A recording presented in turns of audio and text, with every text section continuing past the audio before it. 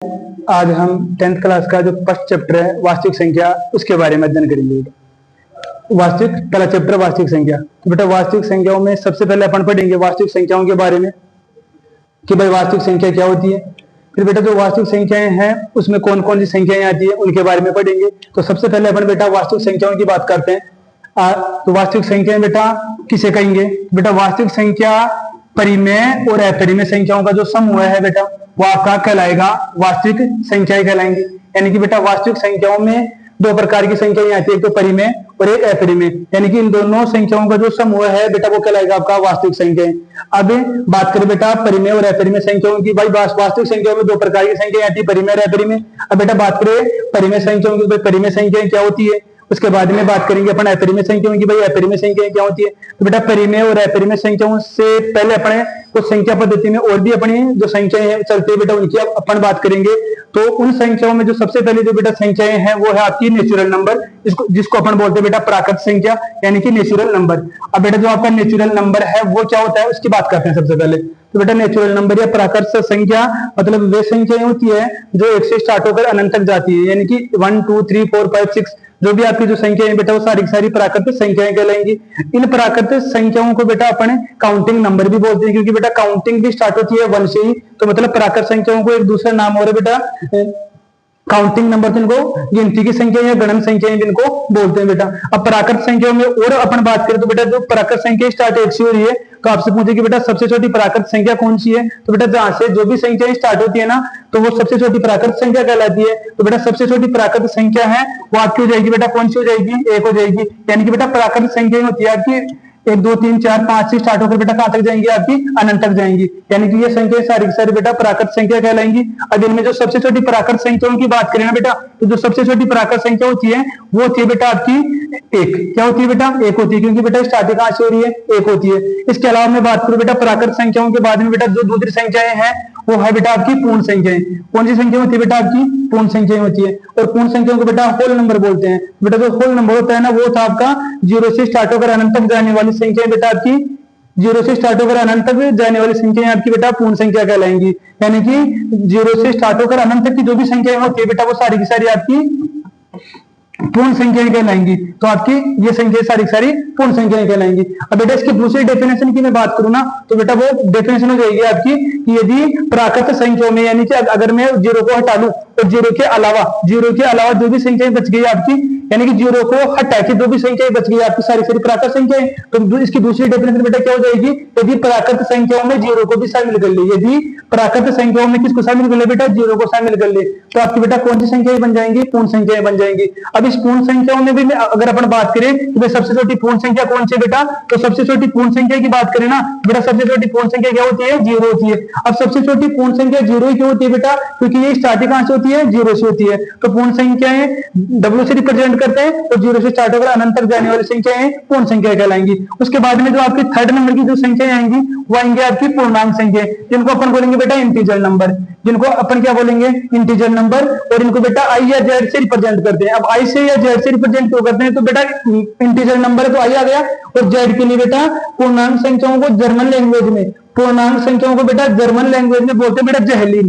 क्या बोलते हैं? जहलीन। और जहलीन में आता है बेटा जेड, और जहलीन का जो मीन्स होता है वो होता है मतलब गिनना। तो मतलब पूर्णांक संख्याओं को बेटा जेड से रिप्रेजेंट करते हैं। जेड से रिप्रेजेंट करने का रीजन यही है कि पूर्णांक संख्याओं को बेटा जर्मन भाषा में जहलीन बोलते हैं और जहलीन में क्या आता है? आपका जेड आता है। इस कारण से मतलब इसको जेड से रिप्रेजेंट करते हैं। अब जेड से रिप्रेजेंट करते हैं तो ये होती क्या है बेटा? पूर्णांक संख्या। मतलब पूर्णांक संख्याओं में देखो प्राकृत संख्या में बेटा 1 से स्टार्ट होने वाली संख्या सभी की सभी आ गई। पूर्ण संख्या में बेटा 0 से स्टार्ट होने वाली संख्या आ गई। अब अपन बात करें पूर्णांक संख्याओं की तो बेटा पूर्णांक संख्या हो जाएंगी आपकी धनात्मक और ऋणात्मक संख्याओं का समूह है। धनात्मक और ऋणात्मक यानी दोनों प्रकार की जो भी संख्याएं आएंगी बेटा आपकी क्या कहलाएंगी? पूर्णांक संख्याएं कहलाएंगी। तो मतलब ये आपकी 3 प्रकार की संख्या होंगी बेटा, प्राकृत संख्या, पूर्ण संख्या, पूर्णांक संख्या। अब बेटा इन पूर्णांक संख्या और प्राकृत संख्याओं से पहले बेटा कुछ संख्याएं और आपकी वो है सबसे अभी अपने वास्तविक संख्याओं की बात करती बेटा। और वास्तविक संख्याओं में क्या आई थी आपकी? परिमेय संख्या, जिनको बेटा बोलते हैं रेशनल नंबर। क्या बोलते हैं बेटा? Rational number. यानी कि अगर मैं रेशनल नंबर की बात करूं तो ये क्या होता है बेटा?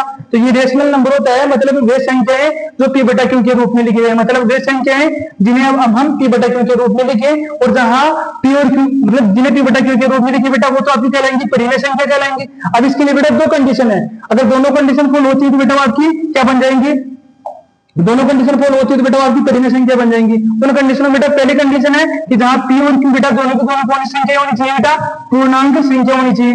और दूसरी कंडीशन बेटा क्या हो जाएगी आपकी कि जो क्यू है उसका मान किसके बराबर नहीं होना चाहिए, 0 के बराबर नहीं होना चाहिए, तो आपकी परिमेय संख्या कहलाएंगी। मतलब रेशनल नंबर आपका पी बटा क्यू के रूप में लिखा जाएगा, परिमेय संख्या कहलाएंगी। बेटा इसमें दो कंडीशन लागू होंगी तभी परिमेय संख्या कहलाएंगी। अब दो कंडीशन होती कौन सी बेटा, तो सबसे पहली कंडीशन तो है कि जहां पी और क्यू पूर्णांक संख्या होनी चाहिए और क्यू का मान बेटा किसके बराबर नहीं होना चाहिए, 0 के बराबर नहीं होना चाहिए।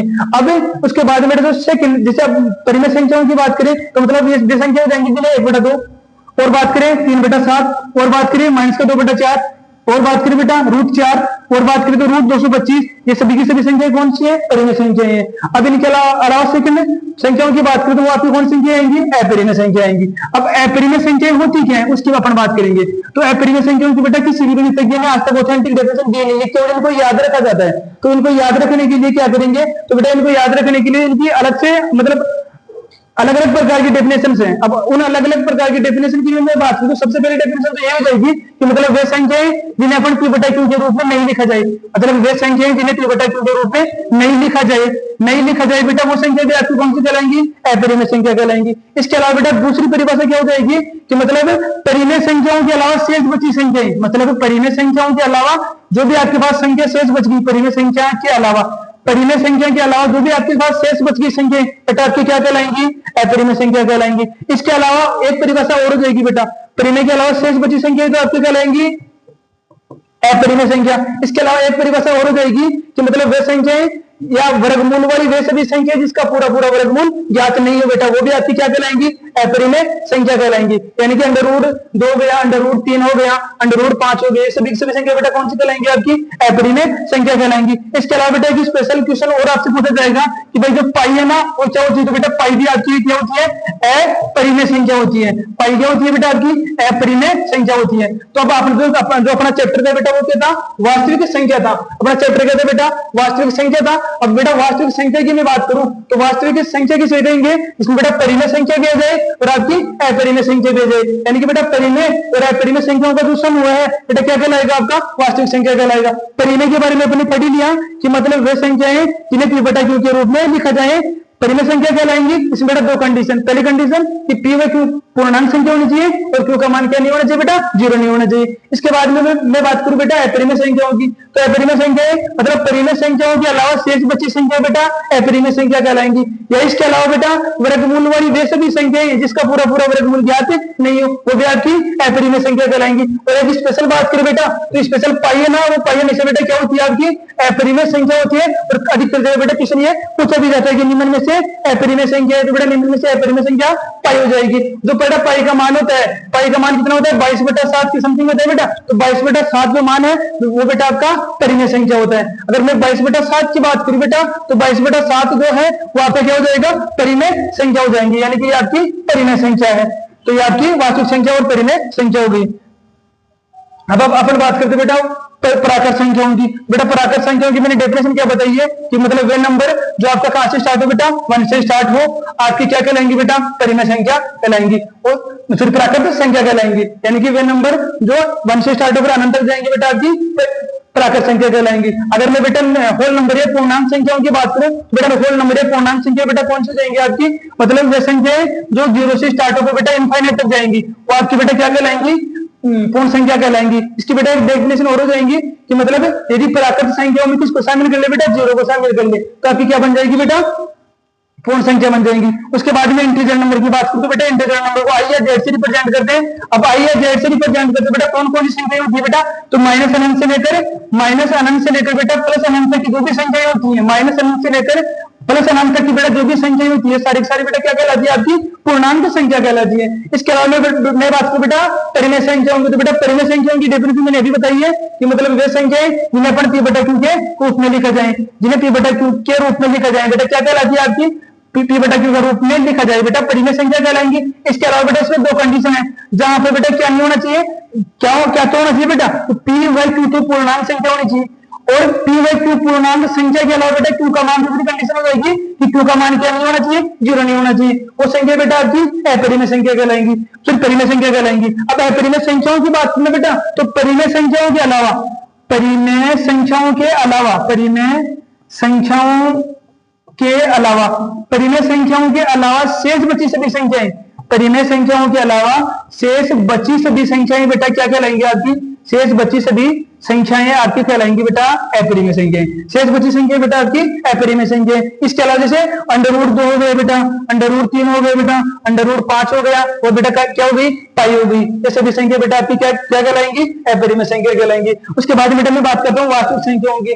बेटा वास्तविक संख्याएं जो है, अपने चैप्टर का नाम ही है वास्तविक संख्याएं। बेटा वास्तविक संख्या किसे कहेंगे, जिसमें परिमेय संख्या भी है, तो बेटा कौन सी संख्या है आपकी, अपरिमेय संख्या। तो बेटा वास्तविक संख्या में कौन कौन सी संख्या आ जाएंगी, परिमेय और अपरिमेय संख्या। यानी कि बेटा इन दोनों संख्याओं का जो सम होता है ना, तो बेटा आपका क्या कहलाएगा, वो आपका कहलाएगा बेटा वास्तविक संख्या कहलाएगा। तो आपकी वास्तविक संख्या हो जाएंगी। तो बेटा कई बार क्वेश्चन ये भी पूछ लेते हैं कि निम्न में से वास्तविक संख्याएं हैं, तो बेटा निम्न में से वास्तविक संख्याएं हैं, तो बेटा आपको ऑप्शन मिलेंगे कि एक नंबर पे परिमेय मिल जाएगा, दूसरे नंबर पे अपरिमेय मिल जाएगा, तीसरे नंबर पे परिमेय अपरिमेय दोनों मिल जाएगा, चौथे नंबर पे मिल जाएगा बेटा पूर्णांक संख्या। तो आपका इसमें ऑप्शन नंबर बेटा 3 कि भाई वास्तविक संख्या जो होती है वो आपकी परिमेय और अपरिमेय संख्या होती है। अब बेटा परिमेय संख्याओं की अपन और बात करें बेटा एक बार दशमलव प्रसार की, तो जो बेटा परिमेय संख्याओं का जो दशमलव प्रसार होता है, परिमेय संख्याओं का जो दशमलव प्रसार होता है बेटा वो दो प्रकार का होता है। एक तो बेटा संख्याओं का दशमलव प्रसार होता है बेटा दो प्रकार का, संख्याओं का जो दशमलव प्रसार होता है बेटा वो दो प्रकार का होता है। एक होता है बेटा शांत दशमलव, एक होता है बेटा अशांत दशमलव। अब जो शांत दशमलव होता है प्रसार बेटा उनमें कुछ संख्याएं होती है, अब उनमें वो जो संख्याएं होती है वो परिमेय होती है या अपरिमेय होती है, उनकी भी पहचान करनी है। तो कई बार बेटा किसी ने इससे भी पूछ लिया जाता है, आपको प्रसार दे दिया जाएगा और पूछने के बाद जो प्रसार दिया है वो आपका परिमेय है या अपरिमेय। तो बेटा प्रसार की बात करें तो सबसे पहले प्रसार की बात करेंगे अपन शांत दशमलव प्रसार की।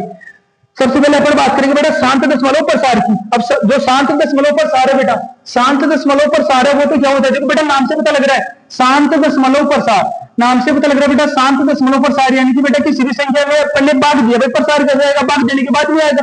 अगर किसी भी संख्या में भाग दिया और भाग देने के बाद में भाग पूरा चला गया, भाग पूरा चला जाने का मतलब बेटा शेषफल कितना बच गया, आपके पास 0 बच गया। जैसे बेटा मैंने भाग दे दिया है 25 में बेटा 5 का भाग दे दिया है, बेटा 25 में मैंने 5 का भाग दिया तो बाद कितनी बार जाएगा, 5 बार। ऐसे बेटा मैंने 22 में भाग दे दिया बेटा किसका, 4 का दे दिया बेटा, तो 22 में 4 का भाग देंगे तो बेटा भाग जाएगा कितनी बार, 4.4 बार। यानी कि बेटा दशमलव के बाद में भी भाग जा रहा है और भाग जाने के बाद बेटा शेषफल क्या बच गया, 0। जैसे एक बार देख के देखो बेटा 22 में भाग देंगे इसका 4 का, सॉरी भाग देंगे बेटा किसका, 4 का, तो बेटा 4 का भाग कितनी बार जाएगा, 5.5 बार। बेटा भाग देके देखो एक बार, बेटा भाग देंगे तो 4 पंजे 20, कितनी बार गए बेटा 5 बार। फिर 2 शेषफल बच गए बेटा, उतार लिया दशमलव फिर 0 फिर 5.5, यानी कि बेटा भाग कंप्लीट हो गया। शेषफल कितना आ गया बेटा, 0 आ गया। अब शेषफल अगर 0 आ गया, भाग शांत हो गया, तो मतलब जो ये आपका प्रसार है बेटा, ये प्रसार क्या कहलाएगा, आपका शांत दशमलव प्रसार कहलाएगा बेटा।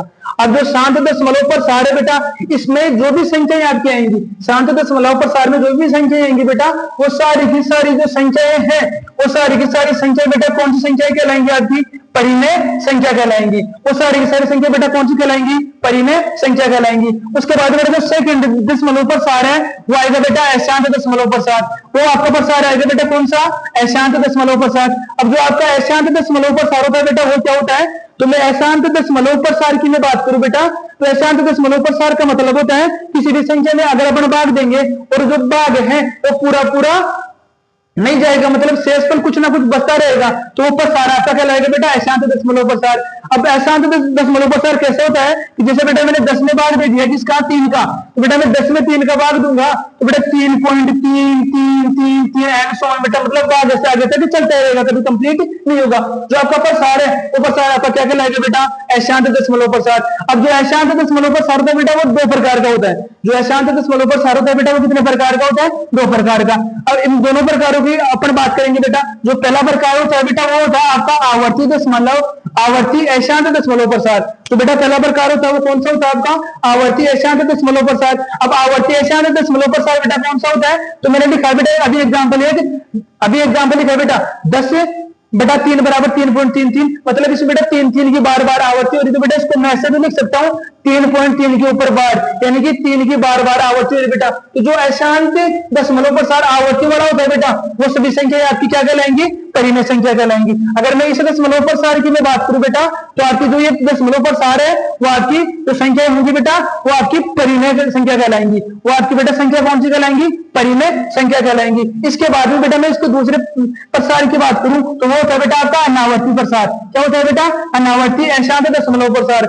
जो अनावर्ती अशांत दशमलव प्रसार होता है बेटा, अनावर्ती अशांत दशमलव प्रसार की जो भी संख्या होती है बेटा, वो सारी की सारी अपरिमेय संख्या होती है। अगर मैं इसकी बात करूं ना अशांत अनावर्ती प्रसार की, जैसे बेटा मैं बात करूं एक बार अशांत अनावर्ती प्रसार की, यानी कि ये संख्या है बेटा अनावर्ती अशांत प्रसार की बात की बेटा, मैं जैसे इसकी बात कर लेता हूं एक बार, ये वाली संख्या, ये सारी सारी संख्या कौन सी आपकी, अनावर्ती अशांत प्रसार। अब जो अनावर्ती अशांत प्रसार होता है वो आपकी जो संख्या होती है वो आपकी अपरिमेय संख्या होती है।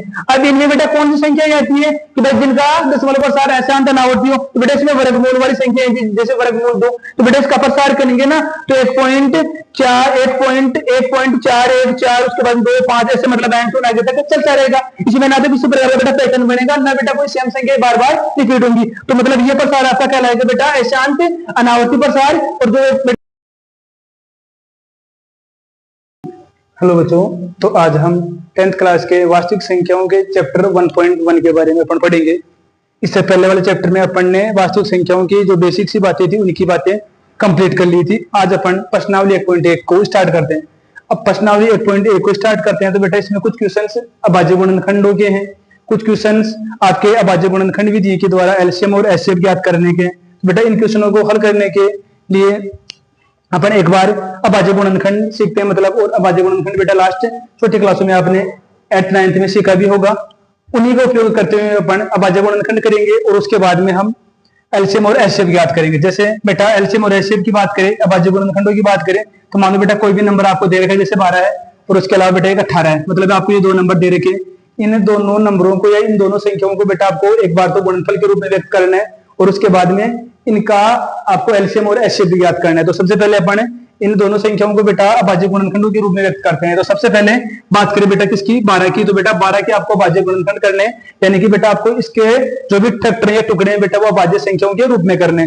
जैसे बेटा एक बार 12 के अभाज्य गुणनखंड करें तो आपको वही अभाज्य गुणनखंड विधि छोटी क्लास वाला मेथड आपको उसमें लेना है बेटा। तो सबसे पहले देखेंगे अपन 12 के अभाज्य गुणनखंड। तो बेटा 12 में सबसे छोटी अभाज्य है किसका बेटा 2, तो 2 का भाग जाएगा कितनी बार बेटा 6 बार। उसके बाद में फिर बेटा 2 का भाग जाएगा कितनी बार 3 बार। फिर बेटा इसमें 3 का भाग जाएगा कितनी बार 1 बार। यानी कि बेटा जो 12 के अभाज्य गुणनखंड है वो आपके पास हो गए कितने 2 गुणा 3 के रूप में। तो देखो एक बार बेटा मैं 12 के अभाज्य गुणनखंडों को यहाँ लिखता हूँ कि भाई 12 के अभाज्य गुणनखंड, यानी कि 12 के आपको अभाज्य गुणनखंडों के रूप में लिखना बेटा। तो 12 के अभाज्य गुणनखंड, एक बार बेटा 12 के अभाज्य गुणनखंडों की बात करें तो बेटा 12 के अभाज्य गुणनखंड कौन कौन से हो जाएंगे 2 गुणा 3। मतलब बेटा इनको अगर अपन घातांक रूप में लिखे तो अपन इसको लिख सकते हैं भाई 2 की घात 2 गुणा 3, यानी कि बेटा 2 कितनी बार रिपीट हो रहा है 2 बार। तो इसको बेटा मैं घातांक के रूप में लिखूंगा 2 की घात 2 गुणा 3। ऐसे बेटा मेरे पास एक संख्या हो रहा है 18, इसके भी एक बार में अभाज्य गुणनखंड या के रूप में इसको व्यक्त करना चाहता हूं। तो मैं सीधे सीधे इसकी बेटा एक बार अभाज्य गुणनखंड करूंगा, यानी कि बेटा 18 के भी मैं क्या करूंगा अभाज्य गुणनखंड। बेटा 18 के अभाज्य गुणनखंड करेंगे ना तो बेटा 18 के अभाज्य गुणनखंड का भी वही तरीका है बेटा, जैसे लिखो 18 और 18 के बेटा टुकड़े करो। सबसे पहले बेटा किस संख्या का भाग जाएगा 2 का, तो बेटा 2 का भाग कितनी बार जाएगा 9 बार। फिर बेटा 9 में 2 का भाग नहीं जाएगा, अब भाग जाएगा बेटा 3 का। अब बेटा वापस भाग किसका जाएगा बेटा 3 का, कितनी बार जाएगा बेटा 1 बार। यानी कि जो बेटा 18 के अभाज्य गुणनखंड है बेटा वो किस रूप में आ गए 2 गुणा 3 के रूप में आ गए बेटा। अगर मैं इनको भी गुणनफल के रूप में लिखूं तो बेटा क्या हो जाएगा 2 की गुणा 3 के घात 2, यानी कि बेटा घातांक रूप में आपका ये हो गया। मतलब बेटा पहला क्वेश्चन आपका 10th क्लास का, तो पहला क्वेश्चन यही है कि आपको जो भी संख्या दे रही है बेटा उनको अभाज्य गुणनखंड यानी कि अभाज्य गुणनफल के रूप में लिखना है। तो अपन ऐसे लिख के इसको छोड़ देंगे। और बेटा अगर इन्हीं संख्याओं को आपको एलसीएम और एचसीएफ भी ज्ञात करना है बेटा उसकी अपन बात कर लेते हैं। तो सबसे पहले बेटा अपन बात करते हैं 12 व 18 के एचसीएफ की बात करते हैं। 12 व 18 का बेटा एचसीएफ, बेटा 12 व 18 का आपको एचसीएफ ज्ञात करना है तो बेटा सबसे पहले आप भाज्य गुणनखंड करेंगे अपन। अब भाज्य गुणनखंड कर ही नहीं बेटा, तो फिर में भी बेटा आपको इसी अकॉर्डिंग आपको काम करना है। ये बात बेटा वो ये वाला काम, तो बेटा ये वाला काम आपको रफली करना है और उसको वहीं पर हटा देना है। मतलब आपको फिर को भी बेटा काम इसी तरीके से आपको करना है। अब 18 और 12 का आपको एचसीएफ ज्ञात करना है। तो बेटा एचसीएफ के लिए कंडीशन होती है। अब एचसीएफ के लिए बेटा क्या कंडीशन होती है बेटा, इसको अपन मैसेज तभी बोलते हैं, हाईएस्ट कॉमन फैक्टर हो गया बेटा, इसको अपन मैसेज तभी बोलते हैं। इसका मतलब है कि आपने जिन भी संख्याओं का भाज्य गुणनखंड कर लिया बेटा, उन भाज्य गुणनखंडों में आपको एक बात तो सबसे पहला काम तो कॉमन गुणनखंड देखना बेटा। तो मेरे पास दो संख्याएं थी बेटा, एक तो 12 था और एक 18 था। अब 12 और 18 का एचसीएफ ज्ञात करना है। तो बेटा इनके अब भाज्य गुणनखंडों में मैं कॉमन गुणनखंड देखूंगा बेटा। तो कॉमन गुणनखंड दोनों में 2 गुणा 3 2 गुणा 3 दोनों के दोनों आ रहे बेटा।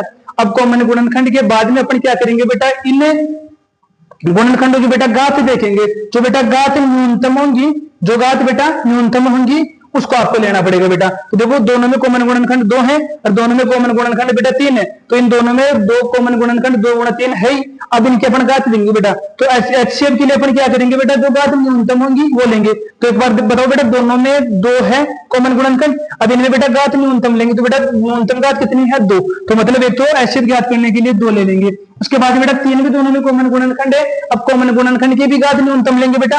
तो इन दोनों में कॉमन गुणनखंड 3 है और 3 में न्यूनतम घात कितनी है बेटा, 3। अब इन दोनों को बेटा गुणा कर देंगे। 2 को 3 से गुणा करेंगे बेटा कितना जाएगा, 6। यानी कि बेटा इन दोनों संख्याओं का जो एचसीएफ है वो कितना हो जाएगा बेटा आपका, इन दोनों संख्याओं का जो एचसीएफ है बेटा कितना हो जाएगा आपका, 6 हो जाएगा। तो मतलब पहला काम यही करना है बेटा एचसीएफ के लिए, चाहे 2 संख्या दे चाहे बेटा 3 संख्या दे, अगर इनका आपको एचसीएफ ज्ञात करना है तो सबसे पहला काम आपको भाज्य गुणनखंड करना है। अब भाज्य गुणनखंड करने के बाद बेटा दूसरा काम देखना है कि दोनों में कॉमन गुणनखंड कौन कौन से हैं। उसके बाद में कॉमन गुणनखंड लेने बेटा, और कॉमन गुणनखंड में भी जो घात न्यूनतम है बेटा वो आपको लेनी है। तो जैसे बेटा मैंने 12 का भाज्य गुणनखंड किया 2 गुणा 2 की घात 2 गुणा 3 के रूप में बेटा। 18 का मैंने भाज्य गुणनखंड किया 2 गुणा 3 का घात 2 के रूप में बेटा। इनमें दोनों में दोनों कॉमन गुणनखंड 2 गुणा 3 दोनों के दोनों ही है, तो दोनों के दोनों ले लिया। फिर बाद में कॉमन गुणनखंड की बेटा न्यूनतम घात लेनी थी। तो बेटा दोनों में कॉमन गुणनखंड की न्यूनतम घात यानी कि बेटा 2 की न्यूनतम घात कितनी है, 1 है यहाँ तो। उसके बाद में मैं बात करूं बेटा 3 की, तो बेटा 3 की भी न्यूनतम घात कितनी है, 1। तो मतलब 2 गुणा 3 आ जाएगा, दोनों को बेटा मल्टीप्लाई करेंगे, मान के उसके बराबर आएगा आपका 6 के बराबर आ जाएगा। यानी कि बेटा बात करें किसकी, एचसीएफ की, तो एचसीएफ कितना जाएगा बेटा आपका 6 जाएगा। अब आपको बेटा दूसरी चीज और ज्ञात करनी है, दोनों संख्याओं का एलसीएम ज्ञात करना है। बेटा आपको लिखना है बेटा 12 व 18 का एलसीएम। बेटा 12 और 18 का आपको एलसीएम ज्ञात करना है, यानी कि लेसअप का ज्ञात करना है। बेटा एलसीएम को बोलेंगे अपन लेसअप बोलेंगे बेटा। अब लेसा का मतलब क्या होता है बेटा, कि लेसा का मतलब यह भाज्य गुणनखंड करना है। अब भाज्य गुणनखंड के बाद बेटा पहला काम तो वही करना है, कॉमन गुणनखंड देखना बेटा, और कॉमन गुणनखंड की अधिकतम घात लेनी है बेटा। तो देखो एक बार दोनों में कॉमन गुणनखंड बेटा कितना है, 2 गुणा 3 दोनों में कॉमन गुणनखंड है। अब उसकी अधिकतम घात देखेंगे बेटा। तो अधिकतम घात की बात करूं तो बेटा 2 की अधिकतम घात कितनी है, 2। ऐसे बेटा मैं 3 की बात करूं तो 3 की अधिकतम घात कितनी है, 2। अगर यहाँ पर बेटा 2 और 3 के अलावा और भी कोई नंबर होता है तो बेटा उनको भी मैं शामिल करता एलसीएम में। बाकी इसमें है क्या, 2 गुणा 3 तो बेटा दोनों के दोनों गुणनखंड आ जाएंगे, दोनों की मैक्सिमम घात आ जाएगी। दोनों की मैक्सिमम घात का बेटा मान कितना हो जाएगा, इसको मैं सोल्व करूं तो 2 की घात 2 का मतलब होता है बेटा 4 और 3 की घात 2 का मतलब होता है बेटा 9। अब मैं 4 को और 9 को बेटा गुणा करूंगा तो मान किसके बराबर आएगा बेटा, 36 के बराबर। यानी कि बेटा इन दोनों संख्याओं का जो एलसीएम है बेटा, इन दोनों संख्याओं का जो बेटा एलसीएम है, इन दोनों संख्याओं का जो एलसीएम है बेटा कितना जाएगा आपका, 36 आ जाएगा। संख्याओं का एलसीएम 36 आ जाएगा बेटा, और एचसीएफ कितना जाएगा आपका, 6 जाएगा। तो बेटा आपके कुछ क्वेश्चंस दे रखे आपके प्रश्नावली में, तो वो क्वेश्चन स्टार्टिंग वाले 2-3 क्वेश्चन बेटा ऐसे ही है। पहला क्वेश्चन है भाज्य गुणनखंड या गुणनफल के रूप में व्यक्त करना है। उसके बाद में उनका दूसरे क्वेश्चन बेटा एलसीएम और एचसीएफ ज्ञात करना है। अब बेटा एलसीएम और एचसीएफ ज्ञात करने के लिए देखो मेरे पास 2 संख्याएं थी, एक संख्या तो बेटा ये थी और एक संख्या बेटा मेरे पास कौन सी थी, एक संख्या मेरे पास ये थी, एक संख्या बेटा मेरे पास ये थी। अब इन दोनों संख्याओं का मेरे को एलसीएम और एचसीएफ ज्ञात करना है, वो ज्ञात कर लिया। अब इन दोनों संख्याओं का बेटा अगर एक फॉर्मूला और बनता है, वो बनता है बेटा 2 संख्याओं का गुणनफल। 2 संख्याओं का जो गुणनफल है बेटा, 2 संख्याओं का गुणनफल वो बेटा किसके बराबर होता है आपका, एलसीएम गुणा एचसीएफ के बराबर। यानी कि एलसीएम गुणा एचसीएफ के बराबर होता है। अगर कोई भी आपको 2 संख्या दे रखी बेटा और उन दोनों संख्याओं का आपको एलसीएम या एचसीएफ में से कोई एक चीज आपको दे रखी है और आपको दूसरी चीज ज्ञात करनी है। जैसे मान लो बेटा 3 चीजें हो गई यहाँ पे, तो पहली संख्या हो गई बेटा, एक दूसरी संख्या हो गई, एक आपका एलसीएम हो गया, एक एचसीएफ हो गया। इन बेटा चारों संख्याओं में से आपको 3 मान देगा और उसके बाद में चौथा मान पूछेगा। तो जैसे बेटा मैं बात करूं यहाँ पर, अगर आपसे मतलब मान लो दूसरी संख्या का मान नहीं दे, एक बार मान लो बेटा दूसरी संख्या का मान आपसे नहीं दे और मतलब इस संख्या का बेटा मान पूछे, तो कैसे ज्ञात करेंगे बेटा, तो इसी फॉर्मूले का आपको उपयोग करना है। बेटा ये आपका फॉर्मूला क्या है, 2 संख्याओं का गुणनफल किसके बराबर है, एलसीएम गुणा एचसीएफ के, तो आपको दो संख्याएं लेनी है बेटा। दोनों संख्याओं में बेटा आपको एक संख्या दे रखी है, दूसरी संख्या नहीं दे रखी, तो इसकी मतलब आपको बेटा मानना पड़ेगा आपको भाई दूसरी संख्या की आपकी एक्स मान लो एक बार इसको। एलसीएम बेटा अभी ज्ञात कर लिया, मतलब इन दोनों संख्याओं का आपको एलसीएम भी देगा। एलसीएम बेटा कितना है आपका 36 है, तो एलसीएम की जगह बेटा लिखो 36 गुणा एचसीएफ बेटा अभी ज्ञात कर लिया कितना आया है 6, यानी कि बेटा 6। अब आपको बेटा इस संख्या का मान ज्ञात करना है, तो बेटा जिस भी संख्या जो आपकी अज्ञात होती है उसका मान ज्ञात करना होता है, तो बेटा उसको तो बराबर के साइड यानी कि एक पक्ष में रख दें, बाकी सभी संख्याओं को बेटा बराबर के नेक्स्ट पक्ष में रखेंगे, यानी कि बेटा 12 का पक्षांतर करना पड़ेगा। तो बेटा 12 का पक्षांतर करना पड़ेगा, तो बेटा देखो 12 एक्स के साथ मल्टीप्लाई में है, तो बेटा पक्ष चेंज होते जाएगी तो डिवाइड में जाएगी, यानी कि बेटा 12 का डिवाइड हो जाएगा। बेटा 12 का डिवाइड से 30 में करेंगे कितना टाइम जाएगा बेटा 3 टाइम जाएगा, तो बेटा एक्स की वैल्यू कितनी जाएगी आपके पास 18, यानी कि आपके पास बेटा जो भी लुप्त संख्या थी, जो भी आपके पास बेटा लुप्त संख्या थी या लुप्त संख्या, बेटा लुप्त संख्या का मान कितना जाएगा आपके पास 18 जाएगा। ऐसे बेटा इस क्वेश्चन में सेकंड टाइप का क्वेश्चन और भी पूछ सकता है आपसे, वो बेटा सेकंड टाइप का क्वेश्चन कौन सा पूछ सकता है कि भाई एलसीएम का मान गायब कर दे, यानी कि इसको हटा दे और आपसे पूछ ले कि भाई इस संख्या का मान आपको दे रखा है, बेटा इस संख्या का मान कितना दे रखा है आपको 18 दे रखा है, और आपसे एलसीएम का मान पूछ ले, तो बेटा एलसीएम की जगह एलसीएम रखो और उसके बाद में वापस आप इसका मान ज्ञात कर सकते हो। बेटा इसका मान ज्ञात करने के लिए तरीका वही है, बेटा तरीका वही है, एलसीएम का मान ज्ञात करना है बेटा, तो 6 का क्या कर दो डिवाइड कर दो, यानी कि अगर मैं 12 गुना बेटा कर दूं, मेरे पास संख्या है ही, एलसीएम का मेरे को मान ज्ञात कर दो, एलसीएम को ऐसे कैसे, तो बेटा एलसीएम के साथ 6 मल्टीप्लाई था तो कहां जाएगा बेटा डिवाइड में जाएगा। अब मैं बात करूं बेटा 6 की, तो बेटा 6 का 12 में डिवाइड रहेगा बेटा 2 बार, तो यानी कि एलसीएम का मान बेटा कितना जाएगा आपके पास 18 दूनी बेटा 36 आ जाएगा। तो मतलब इसे फॉर्मूले से बेटा 3-4 टाइपिफिकेशन बनते हैं और आपको 3 मान देगा और 1 मान आपसे पूछेगा। अब अपन बेटा बात करते हैं इस प्रश्नावली में जो भी आपके बेटा क्वेश्चन है उसकी बात करते हैं। तो बेटा आपका एक पॉइंट रहेगा, जो फर्स्ट प्रश्नावली का जो पहला क्वेश्चन है वो बेटा आपका यही है कि आपको संख्याएं दे रखी है और इन संख्याओं का अभाज्य गुणनखंड को बेटा गुणनफल के रूप में व्यक्त करना है, यानी कि बेटा आपके क्वेश्चन दे रखे हैं 1 2 3 4 5 क्वेश्चन है बेटा। अब आपको इन क्वेश्चनों में क्या करना है, इनके अभाज्य गुणनखंडों को गुणनफल के रूप में व्यक्त करना है। तो बेटा पहला क्वेश्चन क्या आपका 140, बेटा पहला क्वेश्चन क्या आपका 140 है बेटा। अब पहला क्वेश्चन आपका 140 है बेटा, तो 140 के क्या करने हैं अभाज्य गुणनखंड करने हैं। बेटा मैं सबसे पहले लिखूंगा इस क्वेश्चन को फिर कभी में सोल्व करने का बेटा तरीका क्या है, सबसे पहला क्वेश्चन है बेटा 140, तो आपको 140 को अभाज्य गुणनखंडों के गुणनफल के रूप में लिखना है बेटा। तो 140 के बेटा आपको क्या करने हैं 140 के अभाज्य गुणनखंड करने हैं बेटा, तो 140 के अभाज्य गुणनखंड। अब आपको 140 के अभाज्य गुणनखंड करने हैं बेटा, तो गुणनखंड क्या हो जाएंगे, तो बेटा गुणनखंड करने का तरीका वही है, यह काम आपको बेटा रफ में करना है। तो 140 लिखो बेटा और उसके बाद में उसका डिवाइड करो बेटा, तो 2 का भाग 140 बेटा कितनी बार जाएगा 70 बार जाएगा। ऐसे बेटा 2 का डिवाइड फिर करेंगे बेटा कितनी बार जाएगा 35, यानी कि बेटा 35 बार जाएगा। 35 बेटा सीधे सीधे बाकी किसका जाएगा 2 का नहीं जाएगा क्योंकि बेटा इकाई का अंक 5 है, 3 का बेटा नहीं जाएगा क्योंकि बेटा अंकों का योग 8 है, तो बेटा किसका भाग जाएगा सीधा 5 का जाएगा। तो बेटा 5 का भाग कितनी बार जाएगा 7 बार। अब बेटा 7 में जिसका भाग जाएगा 7 का कितनी बार बेटा 1 बार, यानी कि आपने बेटा 140 के अभाज्य गुणनखंड कर लिए। और बेटा 140 के जो अभाज्य गुणनखंड बेटा वो क्या हो गए 2 गुणा 5 गुणा 7, यानी कि बेटा मैंने 140 को अभाज्य गुणनखंडों के गुणनफल के रूप में व्यक्त कर दिया। कैसे व्यक्त कर दिया बेटा 2 गुणा 5 गुणा 7। अभी मैंने एक बताया था बेटा अगर कोई संख्या रिपीट हो रही है बेटा उसको घातांक रूप में लिख लो, 2 बेटा 2 बार रिपीट हो रहा है इसका मतलब 2 की घात 2 जाएगा, फिर बेटा 5 और बेटा फिर 7, यानी कि आपके पास बेटा ये आ गया अभाज्य गुणनखंड या गुणनफल के रूप में कौन सी संख्या आ गई आपके पास 140, यानी कि ये आ गई। बेटा 140 के अभाज्य गुणनखंड क्या हो जाएंगे बेटा 2 की घात 2 गुणा 5 गुणा 7 हो जाएगा। तो बेटा पहला क्वेश्चन आपको ऐसे करना है। ऐसे बेटा आपका सेकंड क्वेश्चन है 156 के भी आपका अभाज्य गुणनखंड करने बेटा सेम तरीका है, यही 156 लिखो उसके बाद में उसके अभाज्य गुणनखंड करने। तो एक बार मैं 156 का बेटा और बता देता हूँ। बेटा सेकंड क्वेश्चन अपन करेंगे, बेटा सेकंड क्वेश्चन आपको लिखना पड़ेगा यहाँ पर 156 के अभाज्य गुणनखंड। बेटा 156 के आपको अभाज्य गुणनखंड करते हैं, तो बेटा इसको एक बार लिया हो यहाँ, इसको बेटा एक बार मैं लेके आऊंगा, तो बेटा ये मेरे पास आ गया 156 आ गया बेटा 156 आ गया बेटा 156 क्या अभाज्य गुणनखंड करने बेटा। अब 156 के मेरे को अभाज्य गुणनखंड करने बेटा, तो वही काम करना है आपको। क्या करना है बेटा 156 लिखो और ऐसे टुकड़े करो बेटा। 156 लिखेंगे टुकड़े करेंगे तो एक बात देखो क्या क्या बनता है बेटा 156 लिख दिया बेटा। अब 156 में वही वापस बेटा किसका भाग जाएगा आपका 2 का भाग जाएगा। अब किसका भाग जाएगा बेटा 2 का भाग। एक बार 2 का भाग जाएगा तो मतलब 156 के बेटा अभाज्य गुणनखंड क्या हो जाएंगे और 2 का भाग जाएगा, तो 2 गुणा मतलब 156 के बेटा अभाज्य गुणनखंड हो जाएगा बेटा 2 गुणा 3, यानी कि 2 का भाग लेंगे बेटा कितनी बार जाएगा एक बार 2 गुणा 3 2 गुणा 4 4 बेटा 12 हो जाएगा। उसके बाद 2 गुणा 3 गुणा बेटा कितना हो जाएगा आपका 13 हो जाएगा। कितना हो जाएगा बेटा 13 हो जाएगा। फिर 2 दूनी 4 4 12 2 गुणा 3 गुणा 13 हो जाएगा बेटा। ठीक है, ऐसे अपन बात करें इसके तो इसको पांच के रूप में बेटा 2 के बाद 2 हो जाएगा, उसके बाद में 3 गुणा 13 हो जाएगा। ठीक है, तो मतलब ये आपका x बन गया अभाज्य गुणनखंड गुणनफल के रूप में व्यक्त हो गए। अब ये अभाज्य गुणनखंड गुणनफल के रूप में तो बेटा ये आपका आंसर हो जाएगा, यानी कि 156 के अभाज्य गुणनखंड होगी। अब ये बात बेटा इन तीनों क्वेश्चनों की बेटा ये तीनों क्वेश्चन आपको होमवर्क में करने बेटा। ये आपका HW है, ये भी आपका HW है बेटा, ये भी आपका HW है।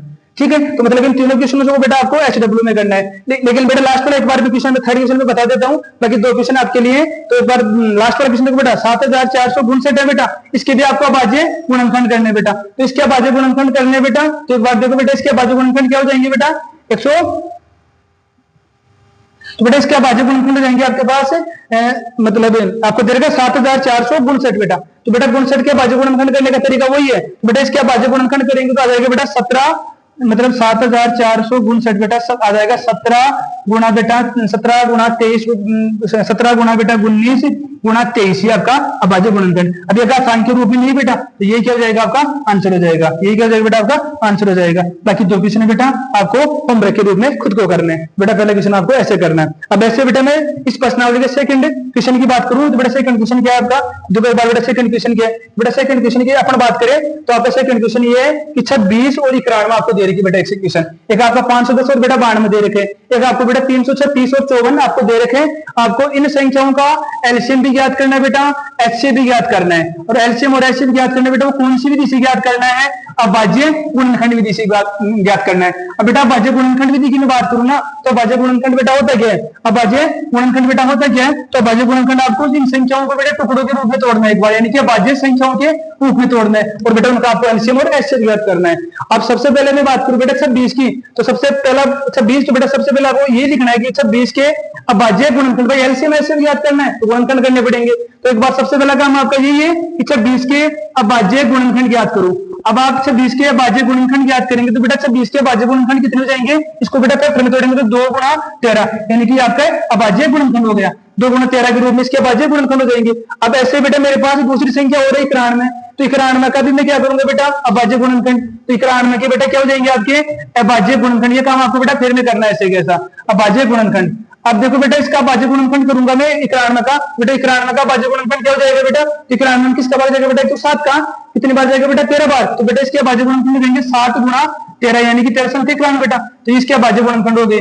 अब इसके अभाज्य गुणनखंड हो गए तो आपको अभाज्य गुणनखंड ज्ञात नहीं करना था, इसमें बेटा आपको एलसीएम और एचसीएफ ज्ञात करना है। कौन कौन सी संख्याओं का ज्ञात करना है बेटा 26 और 91। तो बेटा सबसे पहले बेटा मैं लेता हूं बेटा 26, तो 26 व 91 का एचसीएफ।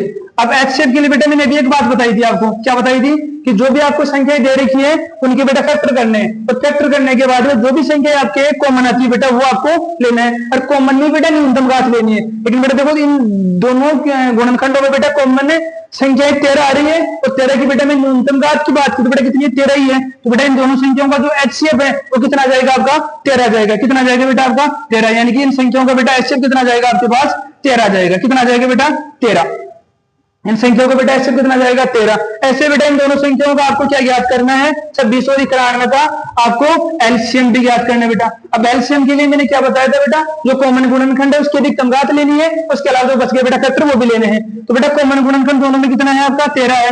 अब 13 के अलावा बेटा कौन कौन से फैक्टर बच गए आपके 2 और 7, बेटा इन दोनों को भी ले लो, 2 गुणा 7 को भी ले लो, और बेटा इन तीनों संख्याओं को बेटा मल्टीप्लाई कर दो तो आपके पास क्या आ जाएगा बेटा, इन तीनों संख्याओं को बेटा मल्टीप्लाई करेंगे तो आपके पास क्या आ जाएगा, इन संख्याओं का बेटा आपके पास आ जाएगा एलसीएम, और बेटा एलसीएम कितना जाएगा तो 182। कितना जाएगा बेटा 182, यानी कि इन संख्याओं का बेटा एलसीएम कितना जाएगा 182। तो ये क्वेश्चन आपका ऐसे सोल्व करना है, यानी कि आपको एलसीएम और एचसीएफ ज्ञात करना है बेटा। तो एलसीएम और एचसीएफ ज्ञात करने के लिए 2 गुणा 7 गुणा करेंगे तो आपके पास 182 जाएगा। तो ये बात बेटा ये वाला क्वेश्चन और ये वाला क्वेश्चन दोनों बेटा सेम तरीके से करने, और सेम तरीके से करने के बाद में आपको ये भी एचडब्ल्यू के रूप में बेटा, और ये भी आपका एचडब्ल्यू के रूप में, यानी कि बेटा होमवर्क के रूप में आपको दोनों क्वेश्चन करने सेम बेटा मेथड्स होंगे। इस वाले क्वेश्चन को बेटा कैसे करेंगे, 510 के पहले आपको अभाज्य गुणनखंड करने, उसके बाद में आपको यहाँ लिखना है, उसके बाद में बेटा 92 की भी आपको अभाज्य गुणनखंड करने बेटा आपको यहाँ लिखने, उसके बाद में दोनों का एचसीएफ ज्ञात करना है बेटा, एचसीएफ ज्ञात करना है तो कॉमन गुणनखंड आपको लेना है, उसके बाद में दोनों का एलसीएम ज्ञात करना है, तो कॉमन गुणनखंड के अलावा जो संख्या बच गई बेटा वो भी आपको लेनी है। बेटा दोनों क्वेश्चन आपको एचडब्ल्यू के रूप में करने हैं। अब बेटा बात करते हैं अपन थर्ड क्वेश्चन की बात। हाँ तो बेटा इस क्वेश्चन में एक चीज और थी, इस क्वेश्चन में एक चीज और थी बेटा, वो क्या थी कि आपने जो भी बेटा अभाज्य गुणनखंड विधि से एलसीएम और एचसीएफ ज्ञात किया है तो बेटा उनका आपको जांच भी करनी है, बेटा इनमें उत्तर की जांच भी करनी है। तो बेटा इस क्वेश्चन में उत्तर की मैं अगर मैं जांच करूं, इस क्वेश्चन बेटा उत्तर की जांच करूं, तो बेटा उत्तर की जांच के लिए मैंने स्टार्टिंग में फॉर्मूला बताया था, चैप्टर स्टार्ट किया था उस टाइम कि भाई दो संख्याओं का जो गुणनफल है बेटा, दो संख्याओं का जो गुणनफल है बेटा, दो संख्याओं का गुणनफल बेटा किसके बराबर होता है आपका, एलसीएम गुणा एचसीएफ के बराबर होता है। यानी कि लिखो बेटा एलसीएम गुणा एचसीएफ, ठीक है बेटा, एलसीएम गुणा एचसीएफ लिखो एक बार, एलसीएम गुणा एचसीएफ लिख देंगे बेटा, एलसीएम गुणा एचसीएफ, एलसीएम गुणा एचसीएफ, ठीक है बेटा ये लिख दिया। अब आपके पास बेटा संख्या कौन कौन सी, 26 और 91, तो बेटा मैं एक जगह तो लिखूंगा 26 और एक जगह लिखूंगा बेटा 91, तो 26 गुणा 91 हो जाएगा बेटा। उसके बाद में इधर एलसीएम बेटा मैंने एलसीएम अभी याद कर लिया, कितना आया है 182, और एचसीएफ कितना है बेटा 13, यानी कि बेटा 13 को किससे मल्टीप्लाई करना है आपको, 182 से करना है। अब ये दोनों मान बेटा आपके कैसे आएंगे, बराबर आएंगे, यानी कि बेटा दोनों मान कैसे आएंगे आपके, बराबर आएंगे। बेटा दोनों मान बराबर आएंगे, 26 को 91 से बेटा गुणा करेंगे, 26 को बेटा 91 से गुणा करेंगे तो बेटा मान किसके बराबर आएगा, 2366 के बराबर, बेटा किसके बराबर आएगा, 2366 के बराबर। तो बेटा इन दोनों को मल्टीप्लाई करेंगे तो बेटा मान किसके बराबर आएगा, 2366 के बराबर। तो बेटा ये आपके पास दोनों मान बराबर आ गए, तो ये तो आपकी क्या होगी बेटा, उत्तर की जांच होगी, क्या होगी बेटा, ये उत्तर की जांच होगी, यानी दोनों मान बेटा बराबर है, दोनों मान बराबर तो उत्तर की जांच भी होगी। यानी कि बेटा सेम तरीका आपको इन दोनों क्वेश्चनों में भी सब लगाना है बेटा, ये दोनों आपके एचडब्ल्यू के रूप में। अगर कोई चीज समझ में आए तो बेटा बाद में बात करते हैं। अब बात करते हैं बेटा नेक्स्ट क्वेश्चन की, और आपका जो नेक्स्ट क्वेश्चन है वो सेम बेटा सेकंड क्वेश्चन का टाइप का ही है। अब इस क्वेश्चन में क्या करना है आपको, वही अभाज्य गुणनखंड विधि लगानी है और एलसीएम और एचसीएफ ज्ञात करना है। इससे जो पहले वाला क्वेश्चन था उसमें दो दो संख्या दे रखी थी, इस क्वेश्चन में बेटा तीन तीन संख्या है। अभाज्य गुणनखंड विधि से सोल्व करना है बेटा, तो सबसे पहले आपको इन तीनों संख्याओं के फैक्टर करने पड़ेंगे। अब इन तीनों संख्याओं के बेटा फैक्टर करने पड़ेंगे, तो पहली संख्या बेटा कौन सी आपकी 12, तो एक बार सबसे पहला काम यही करना है बेटा, तो 12 का क्या कर दो, एक बार आप 12 का अभाज्य गुणनखंड कर दो बेटा 12 के अभाज्य गुणनखंड। अब एक बार 12 की बेटा अभाज्य गुणनखंड अपन लिखेंगे, तो बेटा 12 के अभाज्य गुणनखंड क्या हो जाएंगे, तो बेटा 12 के अभाज्य गुणनखंड हो जाएंगे बेटा 2 गुणा 3, यानी कि 2 दूनी 4, 4 3 बेटा 12, ये आपके 12 के। फिर मैंने एक चीज और बताई थी कि बेटा जो भी आपको फैक्टर दे रहे उनको घातांक के रूप में लिखो एक बार, तो 2 कितनी बार रिपीट हो रहा है बेटा 2 बार, और बेटा 3 कितनी बार रिपीट हो रहा है 1 बार। तो मतलब 12 की बेटा अभाज्य गुणनखंड क्या हो गए, 2 गुणा 2 की घात 2 गुणा 3। ऐसे बेटा आपके पास संख्या कौन सी है 15, तो एक बार बेटा 15 के लिए अभाज्य गुणनखंड करो बेटा, 15 के अभाज्य गुणनखंड करने का तरीका भी वही है कि भाई आप अभाज्य गुणनखंड कर दो, तो बेटा 15 के अभाज्य गुणनखंड करेंगे, तो अगर ऐसा नहीं हो तो बेटा सीधा ऐसे लिखो 15, उसके बाद में डिवाइड करो, कितनी बार बेटा 5 बार, फिर 5 का भाग 1 बार, यानी कि बेटा 15 के अभाज्य गुणनखंड क्या हो जाएंगे 3 गुणा 5 हो जाएंगे। बेटा कोई भी संख्या रिपीट नहीं हो रही, ये की संख्या बेटा, ये की संख्या तो 3 गुणा 5 के रूप में जाएगा। अब बेटा आपके पास तीसरी संख्या और दे रही थी 21, अब आपको बेटा 21 के भी क्या करने हैं, अभाज्य गुणनखंड करने बेटा।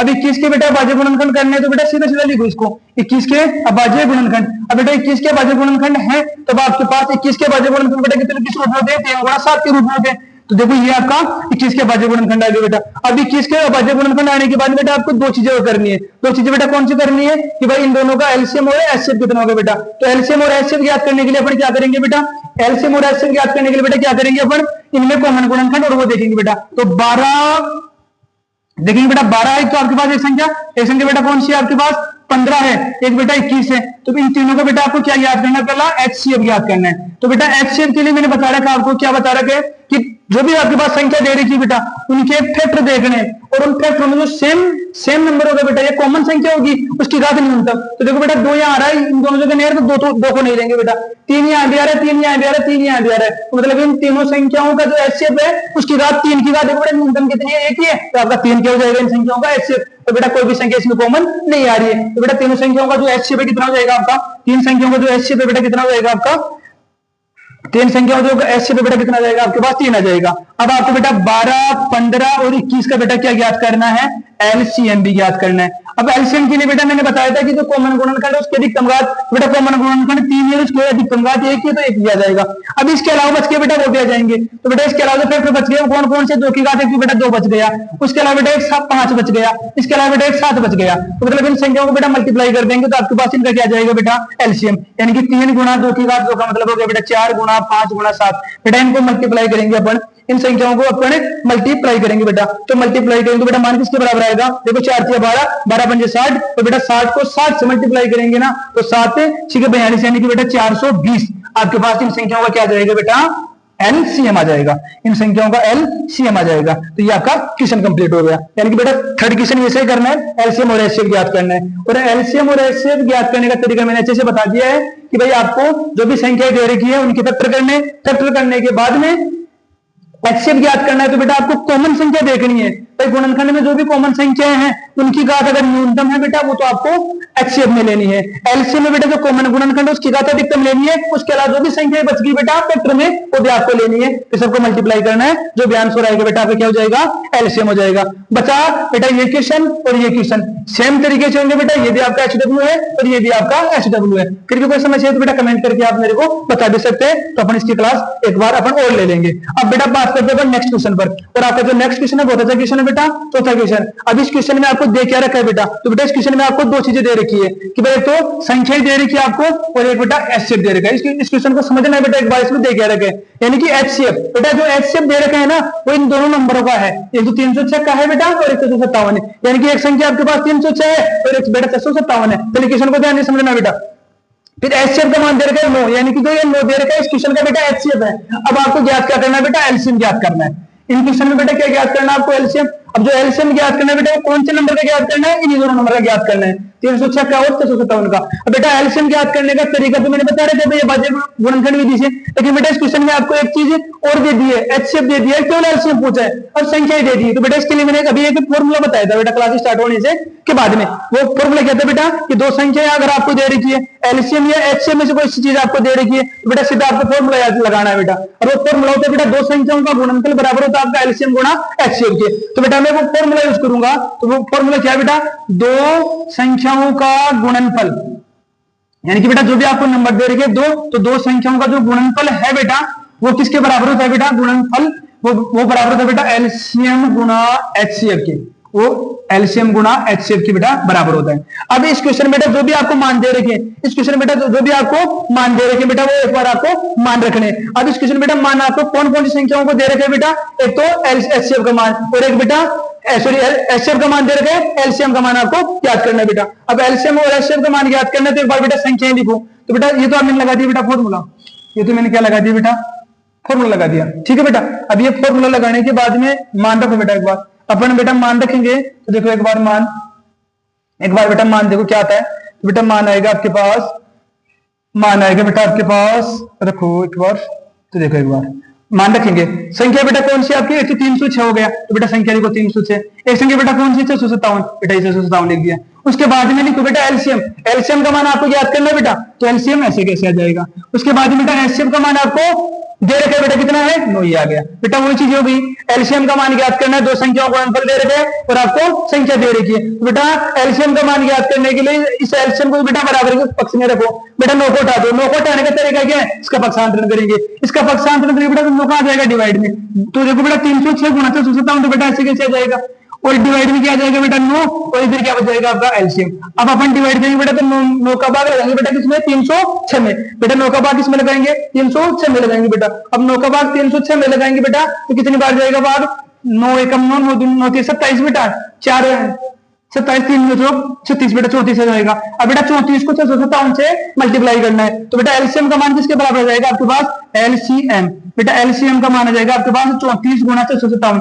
बेटा 34 को 657 से मल्टीप्लाई करेंगे तो बेटा आपके पास आ जाएगा 22,338। बेटा इसको मल्टीप्लाई करेंगे ना तो एलसीएम का मान बेटा किसके बराबर आ जाएगा, 22,338 के बराबर आ जाएगा बेटा। अब 22,338 के बराबर आ जाएगा, क्या ज्ञात होगा बेटा इसमें, एलसीएम। और बेटा एलसीएम का मान कितना आ गया बेटा, 22,338। तो बेटा क्वेश्चन को आपको ऐसे करना है, क्वेश्चन को ध्यान से समझना है, उसके बाद में सोल्व करना है। इसमें दे क्या रखा है और ज्ञात क्या करना है। तो बेटा दे रखा है एचसीएफ दो संख्याओं का और ज्ञात करना है बेटा एलसीएम इन दोनों संख्याओं का। तो एक तरीका तो ये हो गया शॉर्ट में। अगर अपन इसको और भी दूसरे तरीके से सोल्व करें बेटा तो दूसरा तरीका वही है, आपको इन दोनों संख्याओं के अभाज्य गुणनखंड करने और अभाज्य गुणनखंड करने के बाद में फिर बाद में कॉमन संख्या एचसीएफ ज्ञात करने कॉमन संख्या देखनी है और एलसीएम ज्ञात करने के बाद बेटा कॉमन संख्याओं का अधिकतम घात और जो बच गया बेटा गुणन खंड वो भी आपको लेने हैं। अब बेटा इस क्वेश्चन में नेक्स्ट क्वेश्चन की बात करते हैं बेटा, सबसे अच्छा क्वेश्चन है बेटा, तो सबसे अच्छा क्वेश्चन है तो इस क्वेश्चन में क्या करना है आपको, जांच करनी है बेटा। आपको किसकी जांच करनी है कि कोई प्राकृत संख्या है बेटा n उसके लिए जो संख्या दे रही है 6 की पावर n वो 0 पर समाप्त हो सकती है क्या? इसका मतलब समझ रहे बेटा कि अगर अपन 6 की पावर n को सोल्व करें बेटा तो इसका आंसर 0 आ सकता है क्या? मतलब इसका मान 0 हो सकता है क्या बेटा? ये चेक करना है कि भाई इसका मान 0 हो सकता है क्या, ये आपको चेक करना है भाई होगा कि नहीं होगा। अब 0 पर समाप्त होने का मतलब समझ रहे हो बेटा? 0 पर समाप्त होने का मतलब समझ रहे हो? 0 पर समाप्त होने का मतलब बेटा 0 पर समाप्त होने का मतलब समझ रहे हो कि भाई इसका इकाई का अंक 0 पर समाप्त होगी या नहीं। बेटा अगर समझ रहे हो कि भाई 0 पर समाप्त होगी या नहीं होगी तो बेटा 0 पर समाप्त होगी या नहीं होगी तो इसके लिए कि इकाई का अंक 0 आ रहा है नहीं आ रहा बेटा। तो देखो 0 पर समाप्त होने के लिए बेटा कुछ कंडीशंस है। अब जैसे कुछ कंडीशन है तो बेटा मैं एक बार उनकी बात कर लेता हूँ। जैसे अपन बात करें बेटा कोई भी एग्जांपल है, मान लो 10 है बेटा कोई संख्या मेरे पास, कितनी बेटा 10 है। अब इसे 10 है मैं संख्या बेटा ये इकाई का अंक 0 यानी कि संख्या 0 पर समाप्त हो रही बेटा। ऐसे में बात कर लेता हूँ मेरे पास संख्या 20 है बेटा, ये भी 0 पर समाप्त हो रही है। ऐसे बेटा मैं बात करता हूँ 30, ये भी मेरे पास 0 पर समाप्त हो रही है। ऐसे बेटा मैं 40 तो ये भी मेरे पास 0 पर समाप्त। और भी संख्या अपन लेंगे बेटा वो 10, 20, 30, 40, 50, 60, 90, 100 बेटा सारी संख्या 0 पर समाप्त हो रही है। अब बेटा 0 पर समाप्त होने के लिए देखो अपना भाज्य गुणनखंड भी 30,000 से मैच से फट रहा है बेटा। तो एक बार अपन इनके भाज्य गुणनखंड करेंगे बेटा। तो अगर मैं 10 के भाज्य गुणनखंड करूं तो बेटा क्या जाएगा 2 गुणा 5। ऐसे बेटा मैं 20 के भाज्य गुणनखंड करूं तो बेटा 2 गुणा 5 आ जाएगा। ऐसे बेटा मैं 30 के भाज्य गुणनखंड करूं तो 3 गुणा 2 गुणा बेटा 5 आ जाएगा। ऐसे बेटा मैं 40 के भाज्य गुणनखंड करूं तो 2 गुणा 5 आ जाएगा। ठीक है बेटा, मैंने तीनों संख्याओं के भाज्य गुणनखंड कर लिया बेटा, ये भाज्य गुणनखंड। अब देखो बेटा इन सभी में आपको एक चीज दिखाई दे रही होगी, इन सभी में बेटा आपको एक चीज दिखाई दे रही होगी बेटा। क्या चीज दिखाई दे रही है कि 2 गुणा 5। देखो बेटा उसके बाद में यहां पर बेटा देखो 2 गुणा 5 दिख रहा है बेटा। उसके बाद में देखो बेटा 2 गुणा 5 आपको दिख रहा है बेटा।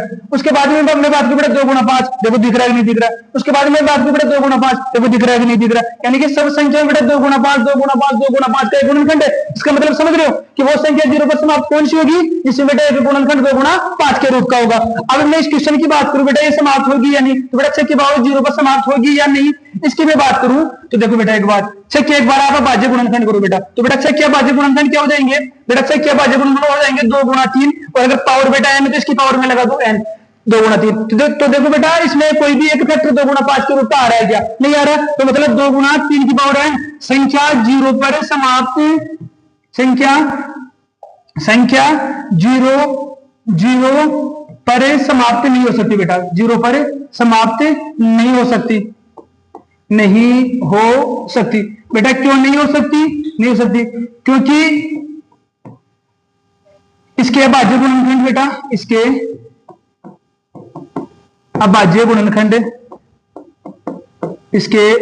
गुणनखंड 2 गुणा 5 के रूप में नहीं है बेटा। इस कारण से यह संख्या आपकी 0 पर समाप्त नहीं हो सकती। अब 0 पर समाप्त होने वाली कितनी कंडीशन बेटा मैंने बता दी कि 2 गुणा 5 के रूप में गुणनखंड होंगे बेटा, वो संख्या 0 पर समाप्त होगी बेटा। ऐसे एक आपका एक एग्जांपल दे रखे कि भाई 4 की पावर n जांच कीजिए कि 4 की पावर n 0 पर समाप्त होती है या नहीं होती बेटा। तो ये भी 0 पर समाप्त नहीं होगी बेटा।